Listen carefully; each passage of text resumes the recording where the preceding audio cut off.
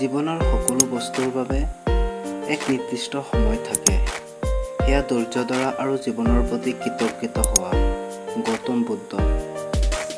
জীৱনত যিজনে তোমাক বিশ্বাস কৰে তেওঁক কেতিয়াও মিছা নকবা, আৰু যিজনে মিছা কয় তেওঁক কেতিয়াও বিশ্বাস নকৰিবা।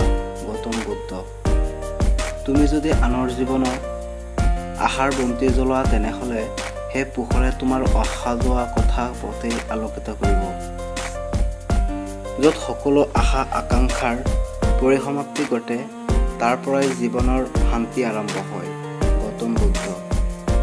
যদি কাৰোবাৰ ওচৰত সম্পূৰ্ণ পৰিয়াল থাকে, ভোজনৰ বাবে পৰ্যাপ্ত খাদ্য থাকে আৰু বাসস্থান থাকে, তেনেহ'লে সেই মানুহজন কেতিয়াও দুখীয়া নহয়।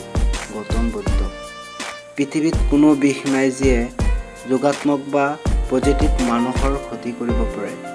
পৃথিৱীত এনে কোনো অমৃত নাই যি কোনো ঋণাত্মক বা নিগেটিভ মানুহৰ সুস্থ কৰি তুলিব পাৰে।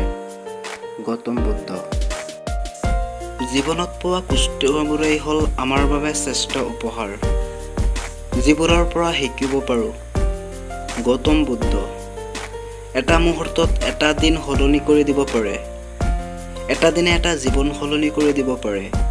এটা জীৱনে গোটেই বিশ্বকে সলনি কৰি দিব পাৰে। গৌতম বুদ্ধ।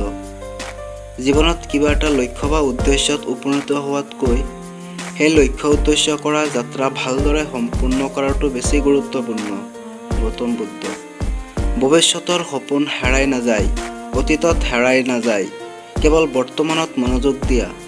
গৌতম বুদ্ধ। গৌতম বুদ্ধক কোনোবাই সুধিছিল, মানুহৰ ভুল ধাৰণা কি?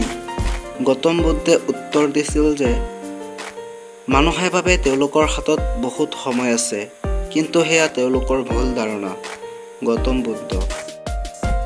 মানুহ স্বাৰ্থপৰ, যুক্তিহীন আৰু অবিবেচক হ'ব পাৰে, তৎস্বত্বেও তেওঁলোকক ভাল পাই থাকিবা।